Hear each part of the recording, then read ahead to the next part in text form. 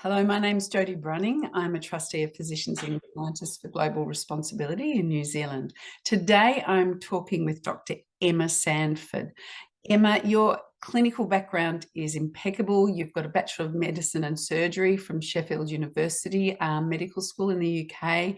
You're a Fellow of the Royal College of Ophthalmologists in the UK. And you've got a Bachelor's in Natural Medicine. Now, there's only one other ophthalmologist globally that's working in this really massive intersectional sort of area, and that's Rob Abel. So this is quite exciting. So you're also a medical officer in integrative general practice, which is really quite unique today. And what we see today is, sort of medical doctors, they're presented by multimorbidity all day and every day. And a paper by Miller said that, multiple conditions in New Zealand is the norm. And Blakely et al. In 2019 said the cost of multimorbidity is super additive. So what we're also seeing is we're seeing papers coming out talking about the connection of ocular health and disease with metabolic syndrome. So eye diseases such as diabetic retinopathy, central retinal arterial occlusion, cataract, age-related macular degeneration, AMD, glaucoma, and dry eye syndrome have now been linked with many of the metabolic disease components.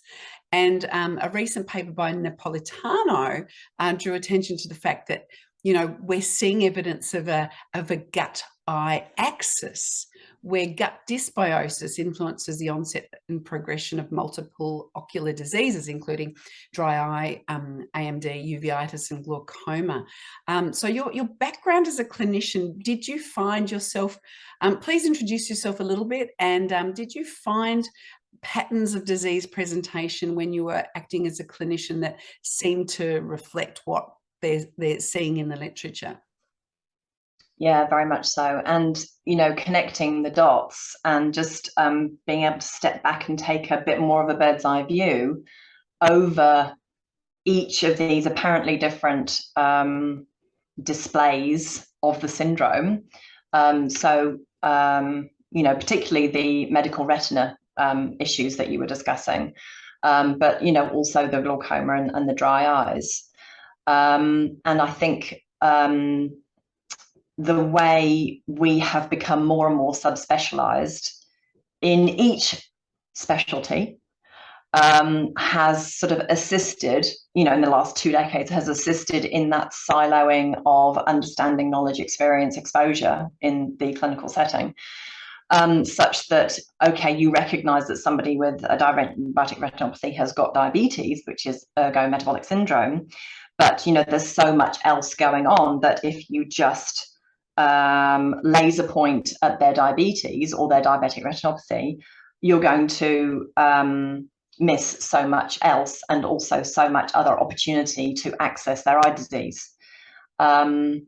So that was actually the thing that made me want to pursue natural medicine, because I knew that if we could just access that and assist people with their diabetic control, their pragmatic approach to their lives, in their normal day-to-day living, then that could make a huge impact on the overwhelm that we were seeing through the clinics, managing people at the bottom of the cliff, doing some really quite hardcore procedures, like destructive, retinal laser. It's a one-shot deal. You don't undo it. Then, we would continue to meet these people at the bottom of the cliff. And, that's one thing when you're dealing with a 70-year-old who has developed lots of other comorbidities. But when you've got a 30-year-old young man sitting in front of you, that's a bit of a different emotional experience and consequence to say, okay, what does your longevity look like? He'll be a type 1. So I became more and more interested and more and more determined to practice in that fashion. So I went to study, and in my own practice, that's basically what I focus on. So what I try to do is work alongside whatever they're doing conventionally, And I would say that it also makes a huge difference to how easy their ophthalmologist's job then becomes, because they are going to respond to treatment. Some of the treatments that I would give them would access those particular receptor pathways and actually improve the efficacy of whatever else they might be receiving, because I have an understanding of what that might be. Yeah. And do you see what, you know, the implications with juggling, you know, clinical medicine? How does that interact with what happens when you start changing the way you prescribe? It does change the way you prescribe. Absolutely. I think it becomes broader and deeper. And your prescription pad gets a lot bigger. A lot more is on offer. So, you know, instead of just pharmaceuticals and drops, and you will generally, there'll be points at which those you run out. And that's when you go and see a man with a knife, and then he does his bit, and then you've got other problems, and then you go and see your undertaker. You know, it's kind of like, you know, well, I've done everything I can, you need to go and see so and so, whatever. But, you know, with this kind of prescription pad, you've got, okay, well, what if we just took out your Vogel's bread from breakfast and put some steamed broccoli in there? Or how about a couple of boiled eggs? You know, it's food as medicine is the cheapest medicine, because people have got to eat, right? So if they eat right, they're going to be right? Yeah, there was a 2017 paper that I saw where they were looking at, they switched mice from a high glycemic diet to a low glycemic diet, and that stopped this development of certain signs of age-related macular degeneration. Can you speak to that, please? Actually, what popped into my head was a very exciting piece of news that came out in 2018, was that Sweden, one of the earliest protagonists for the dietary guidelines, have changed their dietary guidelines amongst no fanfare whatever, to say that, yes, the impact of carbohydrates on diet, your calorie, your nutrient density, your microbiome, your insulin levels, therefore your inflammatory levels, your other inflammatory markers, etc., is extremely impactful and very, very important. So their new guidelines are that your average adult might best serve their health and well-being by limiting their carbohydrates to 75 grams a day, which is that's quite moderated carbohydrate. That's not keto. Keto would be below 50 or even below 20. 150 would be moderate carbs. So 75 is actually quite low.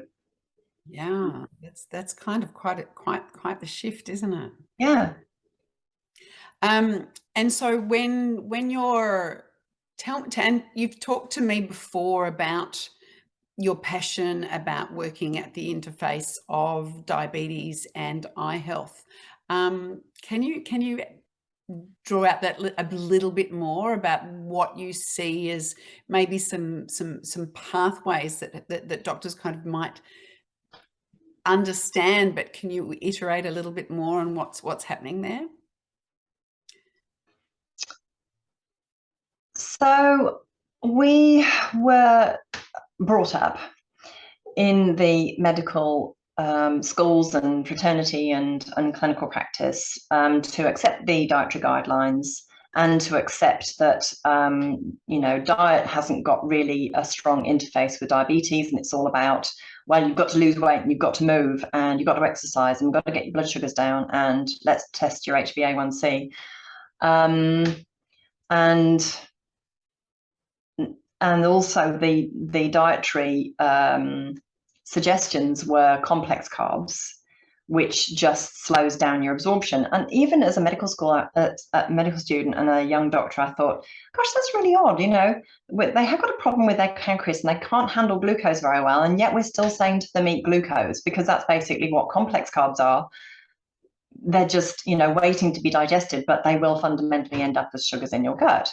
So your bloodstream, your pancreas, your cells have still got to manage that. So it's ergo still a problem. It's just a slower releasing problem. It's like having a tsunami versus a constant drip in the house. And in, you know, there are lots of people who have written. Richard Feynman is one of the most famous and verbose in this arena of controlling carbs and switching people into a more traditional Mediterranean style diet. I mean, it wouldn't matter which traditional diet you chose, whatever suits, but you'll find that the traditional diets are generally much lower carb, much less reliant on grains, and of course higher in nutrient density, antioxidants, anti-inflammatories. Yeah. Okay. So there's Richard Feynman. There are lots of people who have published umpteen studies, and there are clinicians in the space who are working with diabetics or metabolic syndrome and controlling carbs. But, you know, in New Zealand, we've got Glenn Davis, GP in Taupo, GP of the year last year, moved into entirely private practice this year. And, you know, he's just continuing his fabulous work in not only helping diabetics manage their blood sugars, but manage their diabetes and all that that entails as far as the morbidity and the, you know, the train wreck that that can become, but also reversing type 2 diabetes. Yeah, I think he's had over 100 patients. It is being done. It is being done successfully, where it's not, again, all about the silo of blood sugars, HbA1c, oh, maybe we'll have a look at their cholesterol and lipids, but hold up, what about everything? The state of their teeth, the state of their skin, the health of their microbiome, their ability to absorb all the nutrients that we're now putting in. You know, you need to prune and look at that garden as well, because what goes in isn't necessarily what goes in systemically. It can just pass straight through and not be absorbed. You've got to have a look at the microbiome. It's the fundamental for everything. If you've got seborrheic dermatitis, look at your microbiome. If you've got acne, look at your microbiome. If you've got dry eyes, take a peek at your microbiome. If you've got blepharitis, take a look at your microbiome. If you've got metabolic disease, oh my gosh, look at your microbiome. So please, can you, particularly the microbiome issues that are related to eye health, please can you outline that a little bit more? Well, of course, I feel as though we've basically rubber stamped the whole of medical retina, metabolic syndrome, diabetes, hypertension, hyperlipidemia. All of that is absolutely connected with microbiome. And then you've got the apparently different ones, such as the dry eyes and the meibomian gland dysfunction and blepharitis. But your ocular microbiome, basically everywhere that is in touch with the outside world, has got bacteria on it, and they can either serve you and protect you, or they can contribute to your disease process. So that would be like your blepharitis and your seborrheic dermatitis and your acne of this world. And if you are able to access all of the microbiome, including the gut microbiome, and they do communicate. You know, we know that gut microbiome, those bacteria do enter into the circulation, and they are sensed and they talk to, and cytokine messaging, and they do migrate through the blood system, and they end up in other places to continue that communication. 100%. You know, this is another thing that is interesting. You know, you'd have a general physician, your general surgeon, and a GP. That was it. Probably in the 1950s, that's probably going back that far. But all of this sort of slicing up of knowledge and experience has kind of diluted some wisdom. And does it make people, you know, we don't see the polymaths, so it makes people really hesitant to step outside of their clinical expertise. And so we have, so everyone becomes atomized. So we don't have that wisdom because everyone's so separate. And I think patients suffer from that. But GPs are kind of, you know, in a rock and a hard place, because if they go outside their boundaries, they could get stamped on. And they do. And they do. All over the world, we've heard this so much, where consultants in, okay, I don't remember the guy's name, but he was a cardiologist. I don't remember which country, but it was a conference presentation, and he basically was lambasted for giving nutritional advice because he wasn't qualified to do so. I mean, it's like, okay, that's interesting. But this happens such a lot, especially if you are not singing from the same song sheet. Then it can become quite unpleasant, defamatory, divisive, and yeah, and very, very unfortunate. So it's as if you know, you can't save a child from getting hit by a car because you're not a traffic warden. You're not qualified. And I think there's, you know, we lose here, because I can see, you know, like, have you had your own uncomfortable moments where you've stepped into offering it, you know, as a clinician before you were an integrative medicine with a bachelor's behind you, specialist? Would you suggest nutritional remedies, and you would find that there would be a bit of a, you know, a kickback, and you'd be on the receiving end? Absolutely. In fact, that's why I did my degree, because a colleague of mine said, you're not qualified to give that advice. And I thought to myself, okay, I'll take that bet, and I'll make myself qualified. And that's what I did. And I'm really, really glad I did. I'm so proud of my college, South Pacific College of Natural Medicine. The degree was impeccable, extremely evidence-based, suited me really, really, really well. And you know, it's taught me a lot. So I had a lot of knowledge beforehand, but really pleased that I've codified that, not least for other people's benefit. And you know, I think we all appreciate understanding, well, are you qualified and who says so?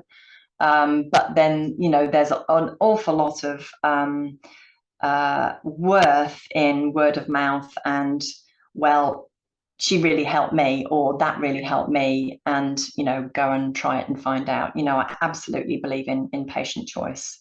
Yes, Fundamentally. But in order to have this journey, you've had to leave the, you know, the clinician group, the organization you were in as a clinical ophthalmologist, and now you're by yourself. And, you know, you've had to do this, and you're benefiting because you're seeing amazing patients. You're, you know, you've got a return on income, solid, you know what I mean? But you've had to leave an environment where you could have actually fed back that expertise and given them this broad structure that supports health, when we look at the evidence in the literature is demonstrating. Oh yeah, absolutely. And I'm having far more fun. But you know, on the flip side, I totally appreciate my colleagues'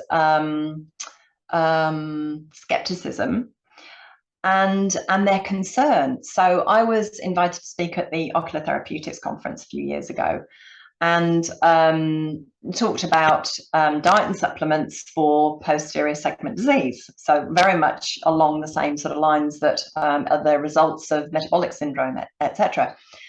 And they were absolutely delighted to receive the talk and the information. And then the sort of mood was one of, yes, but we don't prescribe that. We don't do that. We don't tell people like that to eat like that, or you know, be careful of the quality of the oils, the cooking oils that they buy, and, you know, radical stuff like that. And I have to say, I was really, I didn't expect that. I thought that, you know, advising somebody to eat more broccoli and less white bread would be okay, not too dangerous, not too out there, but, you know, for some people it is. And, you know, that's up to them. That's up to their comfort zone, their knowledge. But I hope that they would use that conference, that talk, to explore that knowledge and say, oh, well, actually, there is a lot of evidence behind this, therefore I can stand on that evidence and say so. But I feel that there is a lot of very busy people out there not having the time or bandwidth to expand those horizons. There is some of the, well, it's not my job. That's not my role. This is my role because this is what I've been taught through university, and this is what I do in my day-to-day world. And this week is the same as next week, and the same as next week, and the same as next week. Whereas, none of my treatment plans are the same. They are all absolutely individual. And that takes time and input and energy and an investment from me and from the patient. So we contract, and I have 2 programs where we go deep dive or slow boat to China, are my 2 little descriptors. And people can decide to spend 2 hours where we absolutely unpick every last thread of their underwear, to find out what's going on, including back to negative thinking patterns, why they suffer from anxiety, what it is that's waking them up in the night, childhood trauma. Honestly, all sorts have come up. It's, you never know what you're going to, they sit in that chair, I sit in that chair. You never know what's going to come up, but, it's a sacred space, and, it's all locked away and safe. And I just go where the patient leads me as to what really it is that they need to unpick here. So I've had diabetics in front of me, and when they eat the way I've suggested, they lose weight, their blood sugars are amazing, their insulin requirement is far more stable, but they can't keep it up because they've got a self-sabotage scenario going on. So that's why the childhood trauma and all of that sort of side of things, the mind-body aspect, are really important, because you're helping people to body hack their own or brain hack their own scenario. So they go, you know what, I'm just about to sabotage myself. I think I won't do that today, because they can see it coming. Yes, and I think that work, and this is where our state policies are so corrupted, because the principles of protection of health, the Ministry of Health is meant to protect and promote health, but when we have doctors with 15-minute consults, it's absolutely impossible. No, they've got no chance, and that's why I'm so lucky. I am so lucky. This is the way I choose to practice. This is the way I have empowered myself to practice. But GPs, I mean, unless they are going to book double appointments for each patient, which, from a business perspective, I don't think is really going to work. Although from the patient's point of view, I think many would pay to say, look, I just want to be really heard. I want you to see me. I want you to hear me. Yes. But of course, when you look at the business perspective, and you look at say government remittances, and we look at the cost of, we know that there's increased psychiatric conditions with metabolic disease. So, it's eye health, it's psychiatric conditions, it's the digestive problems that are increasing their meds. It's the fact that they're not absorbing nutrients and the inflammation, and the idea that we can't structure more in our policy, in our government policy, we can't structure more than a 15-minute meeting. 100% correct, which is why the GPs are overworked, and they the whole system is set up that they just couldn't possibly, unless they're going to be very dedicated, and then they're going to be in burnout within 5 years. Yes. So I feel for them, I really do. And I have it from, GP friends that, the way the funding is structured determines the way you practice. Yeah, and it determines. And it's the tail wagging the dog. Yeah. So, I hope that all doctors will, come into their own intuitions and say, this is not the way I want to practice. This isn't my superpower. This isn't the way I want to deliver healthcare. I'm going to change that, and I'm going to have that domino effect go back up. Yeah. Over to the mountain and say, this isn't what we want anymore. Yeah, we could, a doctor's consensus statement. We could do that. you know, and so my master's thesis looked at the struggles scientists have in exploring the drivers of, you know, endocrine related disease and endocrine and hormone disruption. And we, you know, we know that most chronic disease now is driven by environmental factors, you know, and it's been very clear, the Ministry of Health is very clear, you know, the Director General's, you know, reports are showing that, of course, lower income, Maori, Pacifica, you know, are at the bottom of every, you know, every parameter, because they've got such pressing, you know, metabolic, you know, disruption. And you know what I find really beautiful? Sorry to interrupt you. Yeah. You are absolutely spot on. Yeah. Weston A. Price did a world tour in the 1920s to find out why there was a sudden increase in dental decay in America. And he wanted to go and look at native peoples all across the world. And you know what he said about Maori? He said they are the most magnificent peak of human beauty and health and robustness and resilience that you could ever wish to meet. And I absolutely agree. And I've sat on the other side of a slit lamp from young men saying, you know, you could be magnificent. You could return to your magnificent self. I would love to see that being reclaimed. And I think very importantly, the health of your ancestors. And we can see how the barriers to them accessing the nutrition of their ancestors.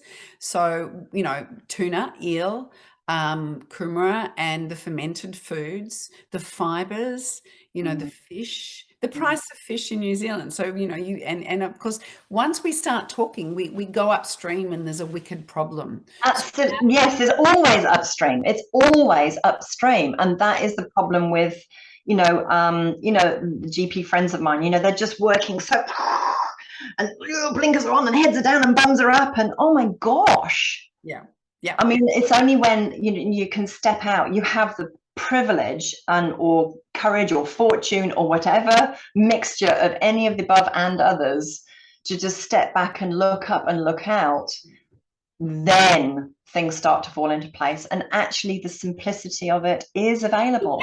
I know, it's so simple because it's the diets our ancestors ate. And you're right, you said this before, and many, you know, many top scientists and doctors throughout the world acknowledge this. You know, all the ancestral diets provided the phytonutrients, the vitamins, the minerals, the prebiotics, the probiotics.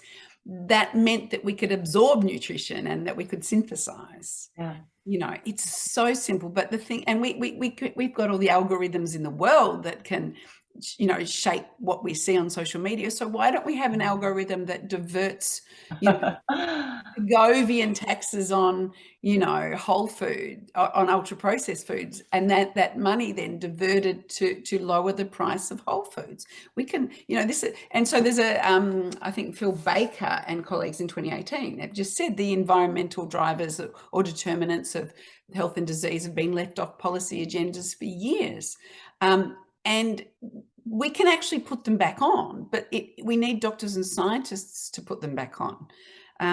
And very true, but we also, you know, your own health, your own life is your responsibility and nobody else's. Don't wait for anybody else to lead the way. Be your own leader, be your own authority figure, and take the steps. That too, because there's a lot to be said from bottom up. There's a heck of a lot to be said from bottom up. That's called revolution. Yes, and it's also the means for evolution. Yeah, that's it. Oh, that's it. And I saw a paper, an article you did on talking about smoking, and you were discussing you were talking a lot about managing dopamine. And I think Grant Schofield, who's working with Dr. Davis, is they're spending a lot of time coaching people, because a lot of the work is helping people shift away from addictive ultra-processed foods. So this is the market failure that our regulators aren't dealing with.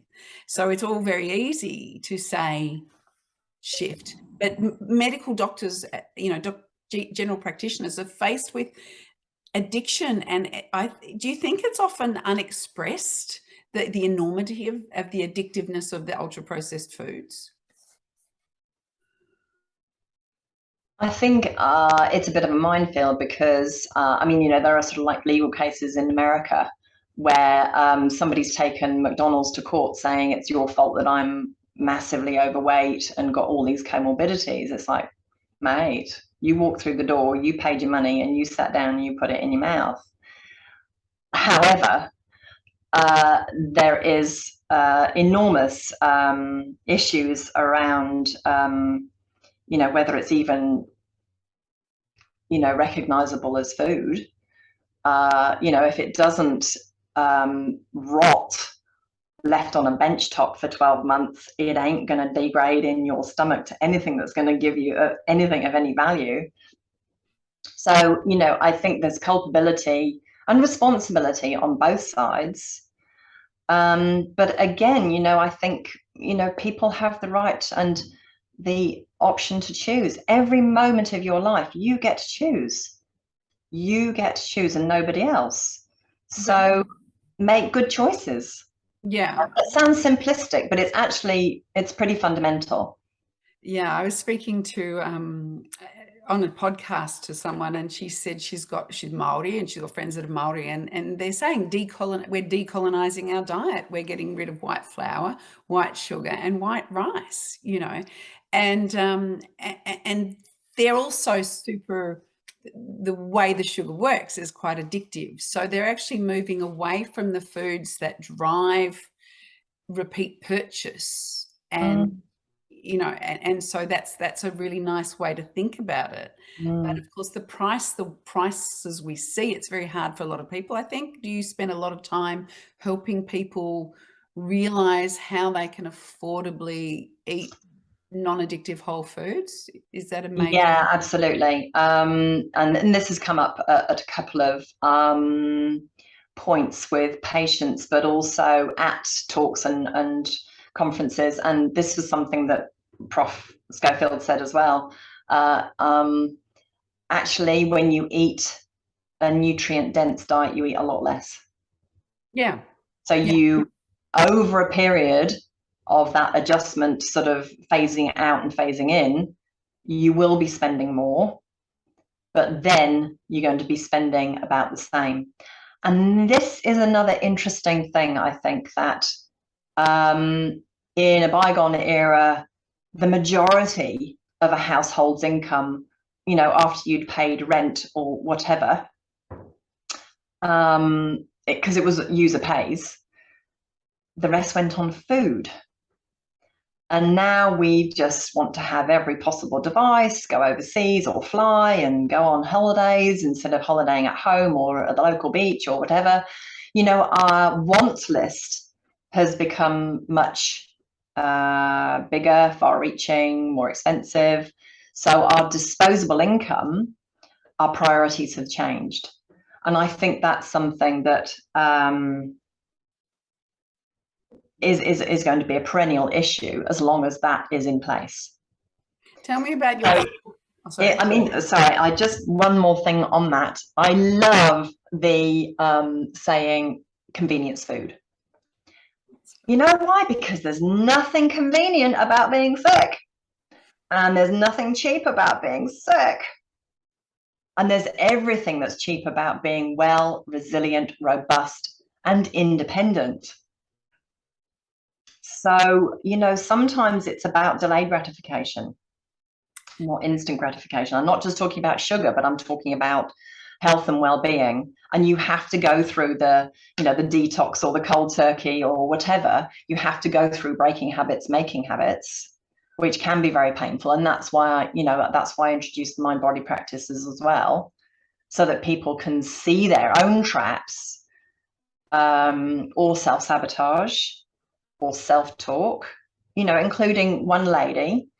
So she just was going around in lots of little circles, and I knew that there was something in there, but we just had to go through the layers and get there. So it's probably on our 4th or 5th meeting. And we finally got to it, that when she was 8, a friend at school called her chubby. And I just sort of said, well, I wonder if, I wonder why, why do you think that she might have said that? And we just reframed that for her, that actually she was having a bad day. She had a bit of a bad home life and she was threatened and a bit jealous.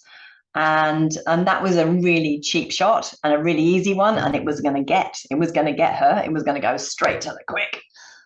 And it did. And it stayed there until now. She's, my age, and she is flying. She is flying. Nothing is anchoring that girl down now because she's cleared it. And that's because it's social, it's cultural, it's physiological, it's biological. So can you give me a couple of really great examples of work you've done with patients that have led to an improvement or the prevention of progression of disease when it comes to the eyes? Well, she was a really good case. We got her, yeah, and a number. So I've treated glaucoma and had their pressure come down by 6 millimeters of mercury. Cataracts are pretty tricky because, a lot of the damage is already done, but you can improve progression. So Rob Abel, that you talked about before, so he treats 1 in 6 of his cataracts go to surgery. The others go to, right, let's get some minerals and some antioxidants in your diet and slow or stop progression so that you won't need me in X number of years' time with my knife. And have you seen it yourself, or you haven't had the numbers for you to be able to? Well, I see people with all sorts of eye problems, so everything and anything. Okay, so there was another one. Oh my gosh. So she has ankylosing spondylitis and iritis. So she'd had quite a few episodes. So I gave her some dietary advice about what her immunological triggers might be, back down to the gut.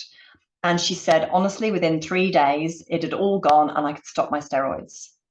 And she's never been back on the steroids, and she's never been back to see me because she's sorted. So, I'm really, really, really happy for her.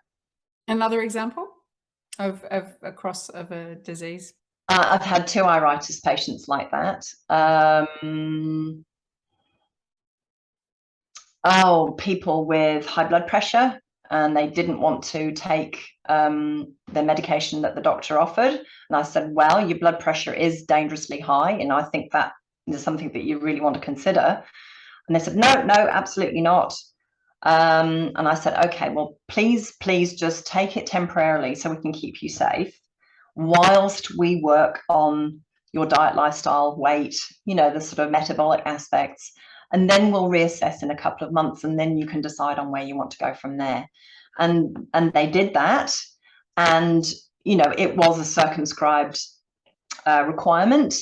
And, lots of others, her skin condition improved. And as, because I sort of bring the whole thing in together. So, psoriasis, that's another lifestyle disease of the skin. So it can be an autoimmune axis. And, you've got your psoriatic arthritis sort of side to that. But it is also very much a lifestyle and diet. So, you change your carb intake, you change your insulin requirement and excess and inflammatory markers and blah, because it's a growth hormone, it's an anabolic hormone as well. So yeah, that was another one who responded really, really well. And, she was just delighted with how quickly that responded because she'd been through the mill. I mean, I often get people as the 3rd and 4th and 5th attempt at trying to access a problem. And I've had quite a few that have been at the 11th hour because, their ophthalmologist wanted to put them on something really, really next level. And you can only do a certain amount in 2 weeks.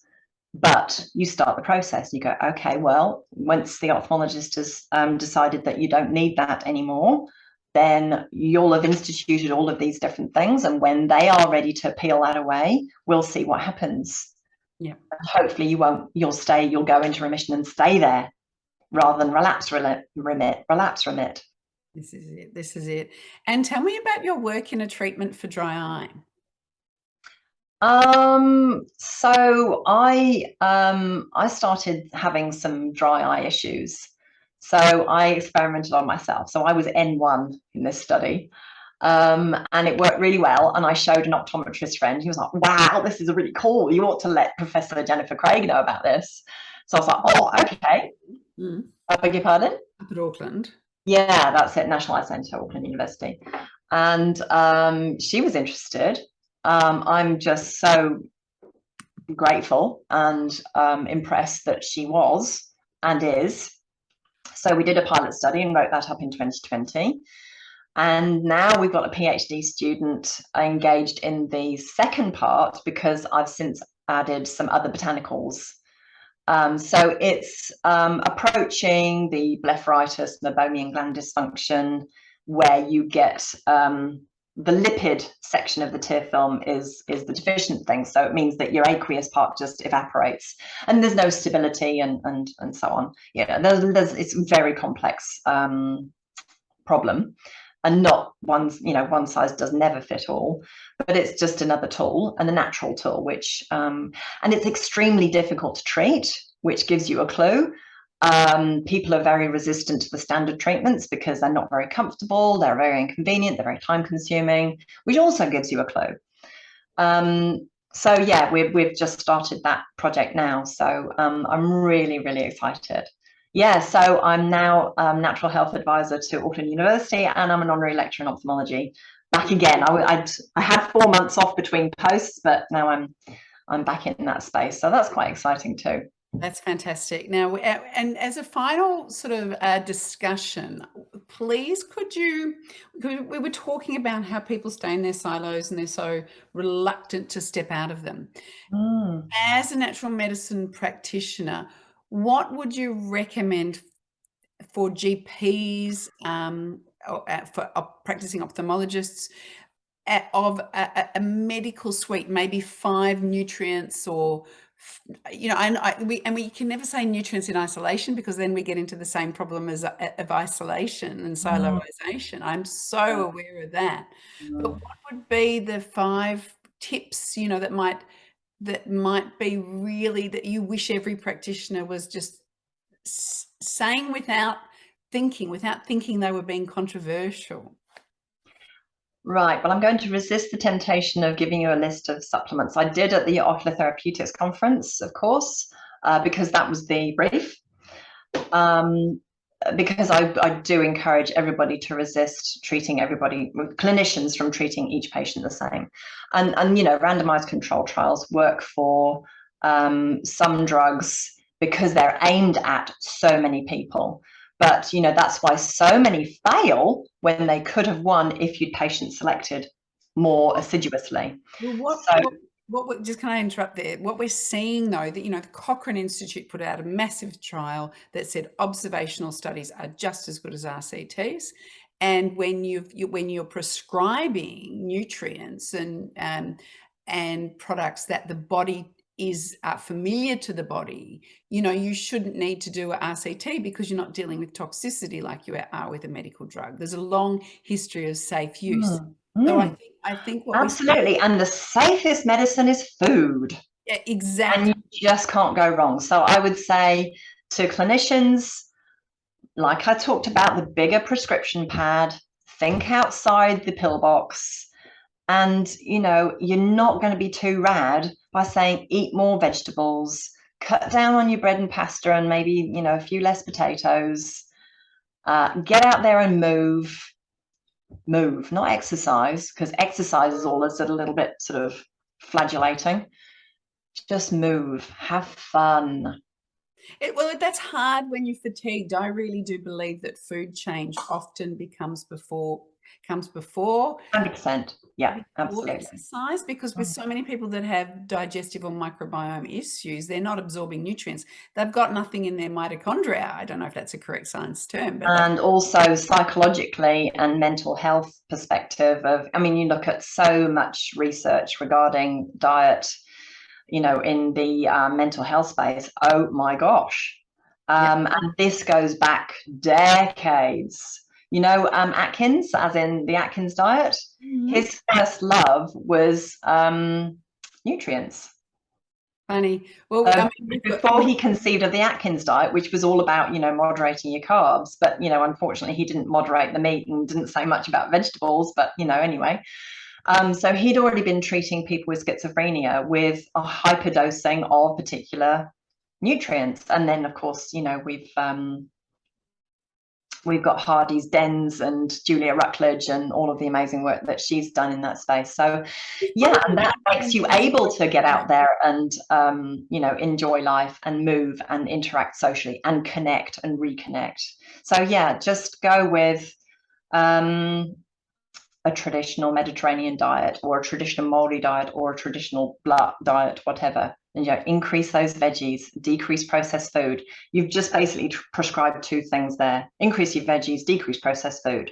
And understand that prescription finished. There's a massive literature supporting how bad ultra processed food is. So it's not, you don't need to sort of feel like you're stepping outside of any science evidence when you're doing that, because it's absolutely.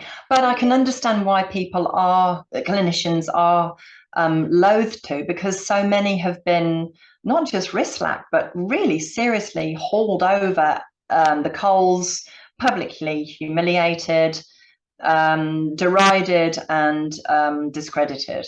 Yeah. And what we're seeing is, the scientists, the expert communities in New Zealand, particularly, going back to my thesis, they're studying applied research. They're not doing the basic science that can talk about, how, your molecular biology and your nutrient levels intersect. That research is so rare. And so then we see sort of individual behavioral kind of little small studies, but we're not seeing this at high level that is meaningful, that changes the culture of medicine and of expert practice. That comes back to the same reason that GPs practice the way they do, the way we're taught at medical school, the way we are. And it's, healthy, happy people don't make you any money. I'm sorry, it does sound a bit cynical, but I think that if there's a lack of motivation, if there's a lack of a good reason for the system versus the individual, then the system won't change.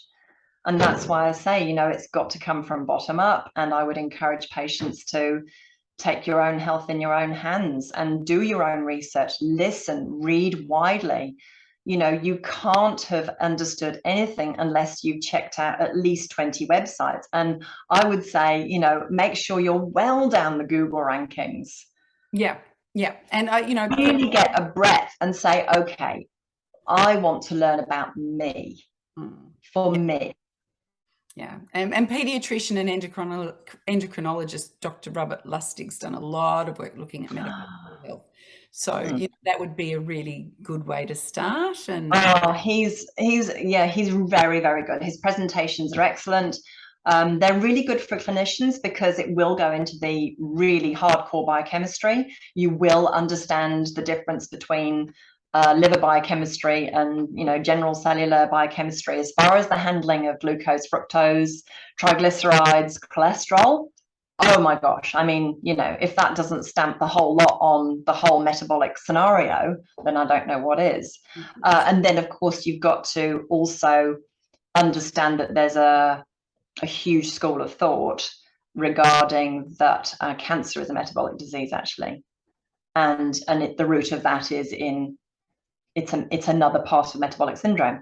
And we also understand that in naturopathy because those are the cancers we see in that clientele. Yes. Yeah. Because insulin drives the growth of gender tumors, particularly your gender hormone associated tumors.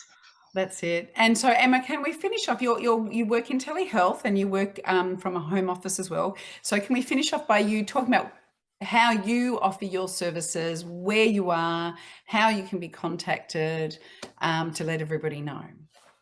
Thank you. So I am very fortunate to be a legal immigrant, marrying a Kiwi, and we settled in little old Catty, which I'm just in love with. at Fairplenty, New Zealand, and I'll see anybody by Zoom, and I will see anybody who wants to come to the office, my studio. I'm a naturopath, so I can, you know, my door is open. I've got a couple of websites, Nourishing Life and Nourishing Eyes. Those are about to be rebuilt and amalgamated into Nourishing Eyes for Nourishing Life, by Nourishing Life. And .co.nz. So yeah, absolutely. I'm Kiwi and proud, even though I'm an import. And anything else we should let people know about you or advise? We've covered everything. I think, you know, as I said, most people have been through a number of sets of hands, so they've had to work to get to me. So they're already on the horse that wants to come to the water and to drink. You know, I would say expect some immediate results, so you get a little bit of instant gratification, but if you do the work, you will get the results. And I'll walk the path with you, and I'll walk the talk with you. I've got lots of body hacks and mind hacks to help you, or, you know, avoid your own bear traps and your own pitfalls, and hopefully get you to where you want to be. And yeah, I just get a kick out of doing it. I love people, and I love to see people well and thriving and bouncing and, you know, looking their best and living their best. It's exciting. It's a privilege. Emma, you're occupying a very, very important space, and thank you for everything you do. Thank you.